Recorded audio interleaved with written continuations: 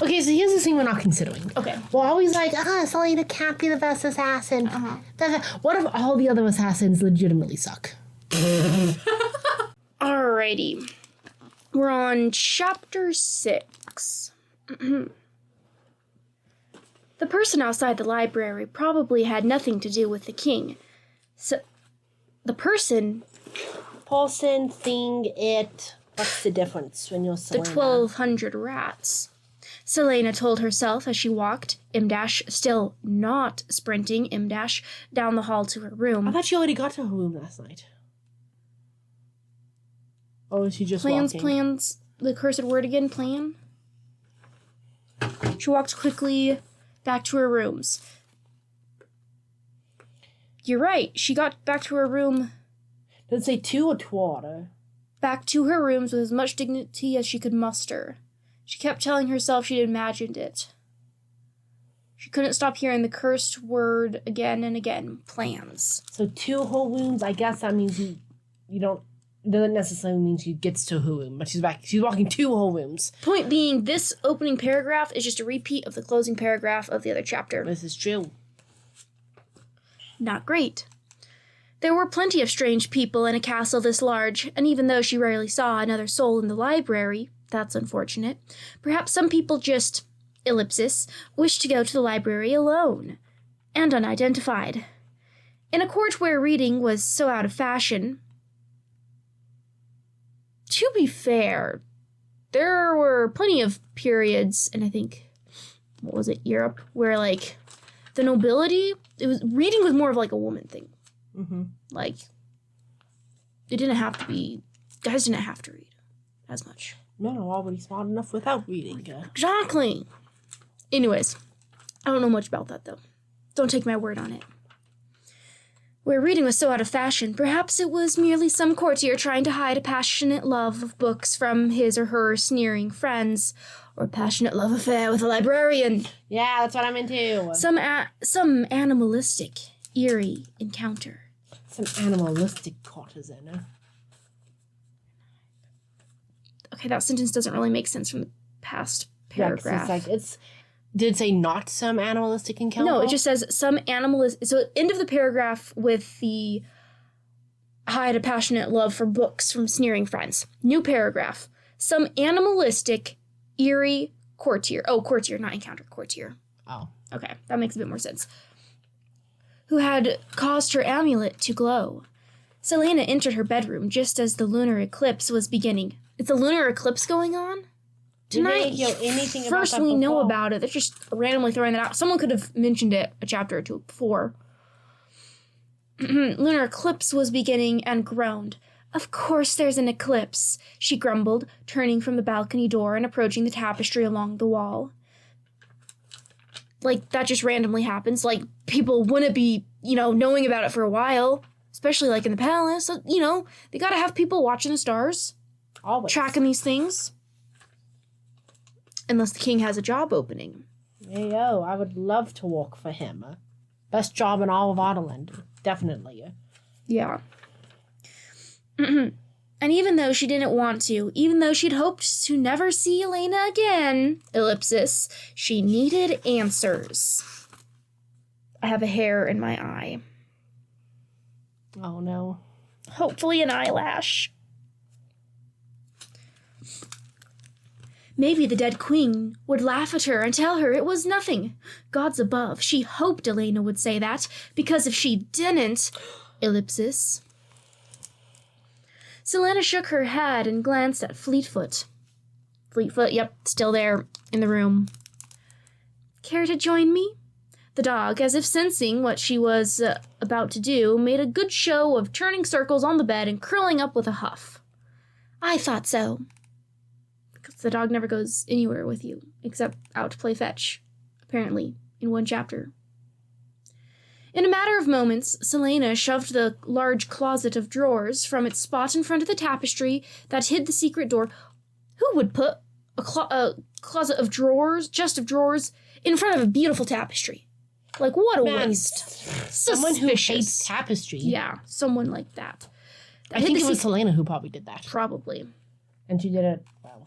The secret... Can't believe Paulina hasn't changed it back. Grabbed a candle and began walking down, the forgotten stairs to the landing far below. All the downs weren't really needed. The 3 stone archways greeted her. The one on the far left that led to the passage that allowed for spying on the Great Hall. The one in the center led to the sewers and the concealed exit that might someday save her life. You didn't say that? Yeah. I didn't make that up. I'm not that great. And the one on the right, ellipsis, that one led down to the ancient queen's forgotten tomb. Something I have to remind myself is when you're like, what are the chances of that being connected to this, right? Like, what are the chances of Selena's room being the room that has an entrance to this catacomb? I have to think, in a book, chances don't work the same way in books, because you're like, oh, you could say, what are the chances of someone winning the lottery, right? If it's a book about someone winning the lottery, the chances are pretty darn high, because that's like the exciting 100%. event, right? Yeah. Like, that's the chances.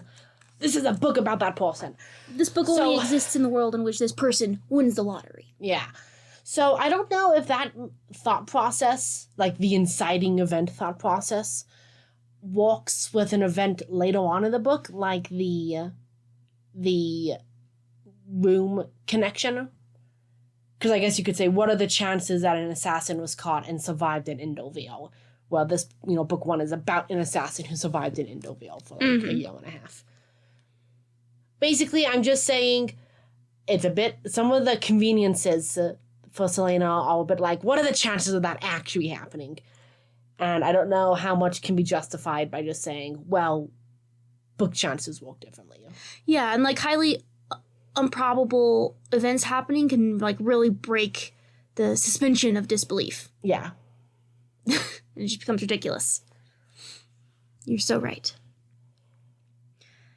As she walked to the tomb, she didn't dare look at the landing where she'd discovered Cain summoning the Redorak from another world, even though the debris of the door the creature had shattered still littered the stairs. Though maybe... Why doesn't she dare look? Coward? Did Cain go through her bedroom? Because maybe lots of rooms are connected to this script.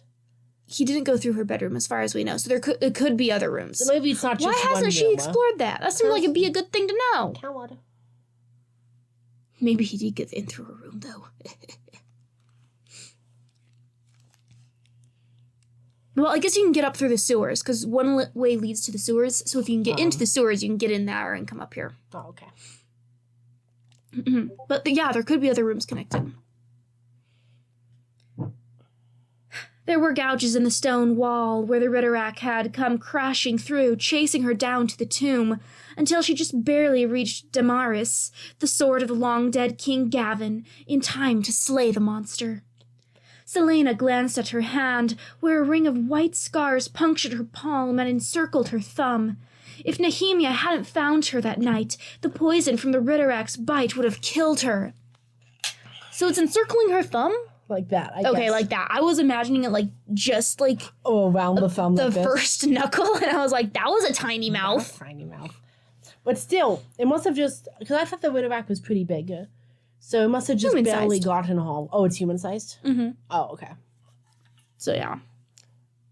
Yeah, I'll give you one of those marks. Come here. No, thank you. I think it's more like this, because it's encircling. Mm-hmm. Ugh. Yeah. So it still had a pretty big mouth. Mm-hmm. But we're both here just, like, trying to bite our thumbs. Do I bite my thumb at you, sir? I bite my thumb, so... At last, she reached the door at the bottom of the spiral staircase and found herself staring at the skull-shaped bronze knocker in the center. Knock before entering the tomb, lest you fell to wake the dead. Is that Perhaps this... No. That was the fact that there's a knocker to get into the tomb. Oh. Was there, like, a dormium? Just constantly in the tomb? Yes. Okay. Perhaps this hadn't been a good idea. Perhaps the answers weren't worth it. Coward. That's a... Sure. Maybe you're right, Selena. Go back upstairs. Yeah. Quit trying. It's kind of your thing. She should go back upstairs. Come to think of it, this could only be bad. She's just such an uncommitted protagonist. Nothing's even happened yet. She's just walked down the stairs. Mm-hmm. But you're right, she does very uncommitted. Elena had seemed satisfied that Selena had obeyed her command to become the king's champion, but if she showed up, then it would seem like she was willing to do another one of Elena's tasks, and the Weird knew that she had enough on her hands right now. Even if that that thing in the hall just now hadn't seemed friendly. What does that have? What thing in the hall? The creature that... No, the monster from the last chapter. From the last chapter, okay. The skull knocker seemed to smile at her, its hollow eyes boring into hers. Gods above, she should just leave. But her fingers were somehow reaching for the door handle, as if an invisible hand were guiding her. Oh, this is going to be the character that we were told was trash-talking her. It's the door. This skull knocker is going to be the one who talks to her. Oh, that door. Oh, okay. Yeah. It's a little door knocker. I thought he was going to be a cat, like a ball center. No. Who humbles her. No. It's a door knocker. Which I kind of enjoy, but it also then makes me go, so it's only going to be here when she comes here. Well, yeah, I want constant humiliation. I need constant humiliation of her.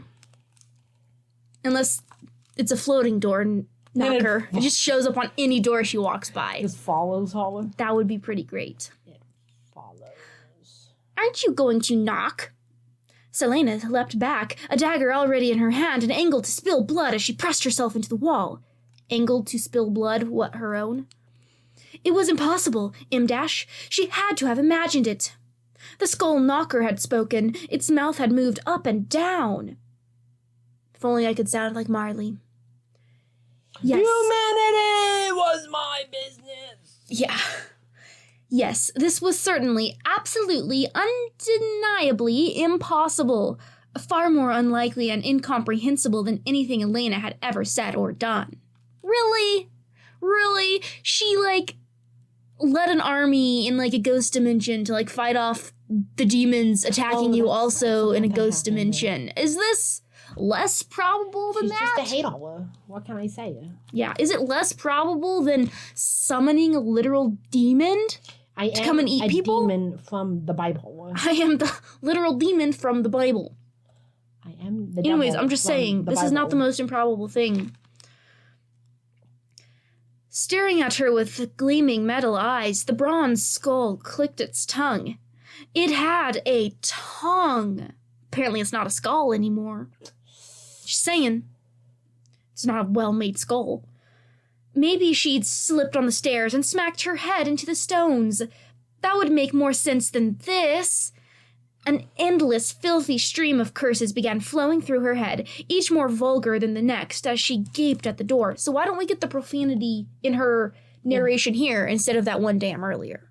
Because apparently she does have a profane thought process. This is too vulgar. This is too vulgar.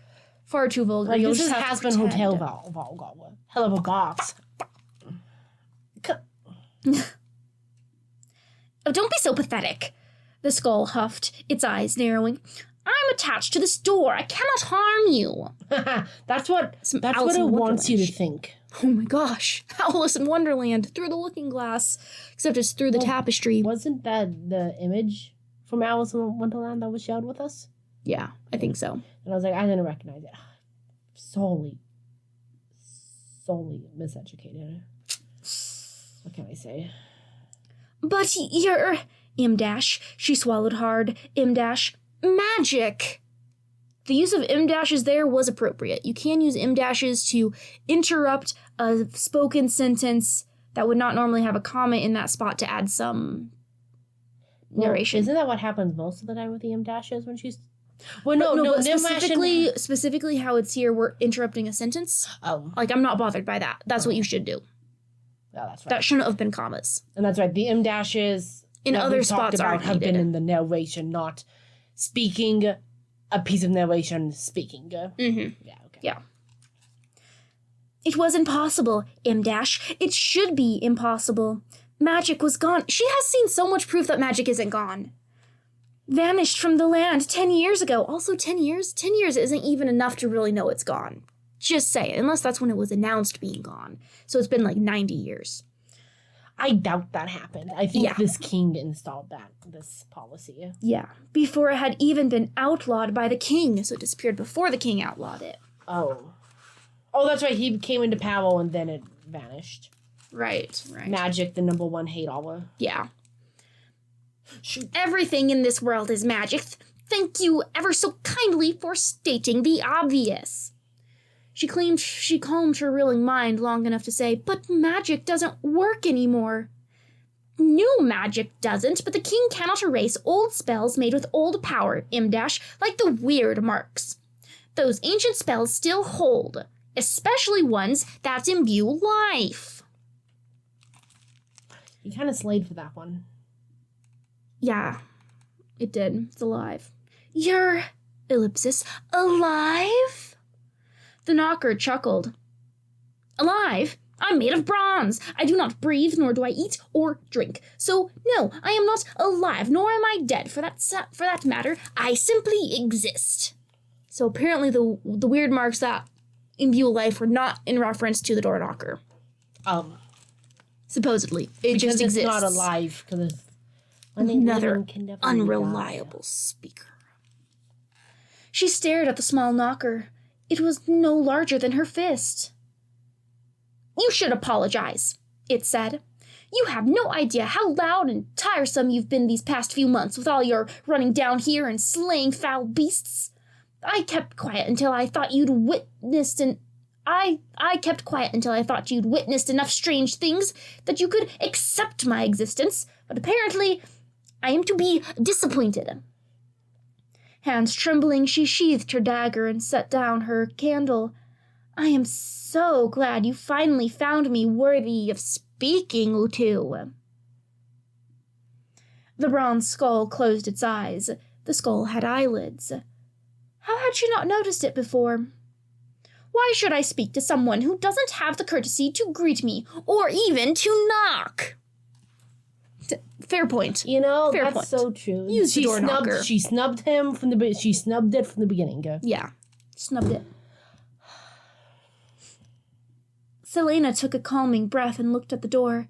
The stones of the threshold still bore gouges from where the Ritterak had passed through. Is she in there? Is who in there? The skull said coyly. Elena, the queen. Elena M. the queen. Elena M. the queen. Of course she is. She's been in there for 1,000 years. The skull's eyes seemed to glow. Can we pause for a moment? Yeah. I'll be right back. Oh, you meant like actually pause the audio? Yeah. I have to go to the print.